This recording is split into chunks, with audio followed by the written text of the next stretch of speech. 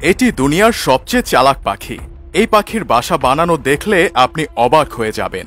দুনিয়ার সবচেয়ে বুদ্ধিমান পাখিদের মধ্যে অন্যতম এই পাখি, যার নাম ক্যাপে পেন্ডুলাইন টিট।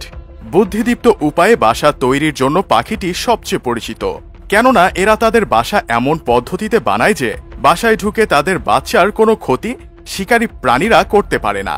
এরা সাধারণত গাছের ডালের একদম শেষ প্রান্তে বাসা বানায়, ফলে বানর থেকে শুরু করে অন্য কোনো প্রাণী সেই বাসা অবধি যেতে পারে না। কিন্তু এরপরও যদি কোনো প্রাণী সেই বাসা পর্যন্ত পৌঁছে যায়, যেমন ধরুন সাপ জাতীয় কিছু, তবুও বাসার ভেতর ঢুকতে পারবে না, কারণ পাখিটি তার বাসায় দুটো প্রবেশ পথ রাখে। একটা থাকে বড় রাস্তা, কিন্তু সেই রাস্তা পুরোটাই ফাঁকি দেওয়ার জন্য বানানো, অর্থাৎ ওই পথে ঢুকলে বাসায় প্রবেশ করতে পারবে না কেউ। ঢুকলেই গোলক ধাঁধায় বোকা বনে যাবে শিকারী পাখি। বাসার মূল রাস্তাটি আসলে খুবই ছোট, দেখে মনেই হবে না ওটা প্রবেশ পথ, কিন্তু ওটাই বাসায় ঢোকার আসল রাস্তা। সেই রাস্তাকে আবার সবসময় ঢেকে রাখে এই পাখি। যখন বাসা থেকে বের হয় তখন বাইরে থেকে ঢেকে দেয়, আবার ভেতরে ঢোকার সময়ও ঢেকে দেয়। তার আগে আশেপাশে দেখে নেয় অন্য কোনো প্রাণী আছে কিনা। তাই হঠাৎ বাইরে থেকে বোঝার উপায় নেই যে ওখানে কোনো রাস্তা থাকতে পারে। শিকারী প্রাণীরা ছোট রাস্তাটা খুঁজে না পেয়ে বড় রাস্তাকে আসল পথ ভেবে নেয়।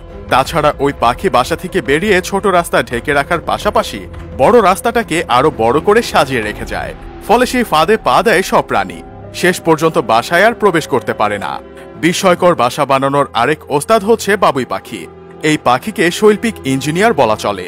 নিজের ঘর সাজাতে তাদের কোনো জুড়ি নেই। বাবুই পাখির বাসা দেখতে উল্টানো কলসির মতো। বাসা বানানোর জন্য এরা খুব পরিশ্রম করে। ঠোঁট দিয়ে ঘাসের আস্তরণ ছাড়ায় যত্ন করে পেট দিয়ে ঘষে গোল অবয়ব মসৃণ করে। শুরুতে দুটি নিম্নমুখী গর্ত থাকে, পরে একদিক থেকে বন্ধ করে ডিম রাখার জায়গাও তৈরি করা হয়। অন্য দিকটি লম্বা করে প্রবেশ পথ হিসেবে রাখে। কথিত আছে বাবুই পাখি চালাকও কম নয়। রাতে বাসায় আলো জ্বালাতে জোনাকি পোকা ধরে এনে বাসায় গুজে রাখে এরা। এই পাখি যত্ন করে তাল পাতা, কাশবনের পাতা, খড়কুটো দিয়েই উঁচু তাল গাছে, নারিকেল, কড়ই, খেজুর গাছে বাসা বাঁধে। বাসা যখন উঁচু তাল গাছে দোল খায় তখন মনে হতে পারে এই বুঝি পড়ে যাবে, কিন্তু তাদের কারিগরি দক্ষতা এতই দারুণ যে ঝড় কিংবা তুফানেও এদের বাসার কোনো ক্ষতি সাধন হয় না।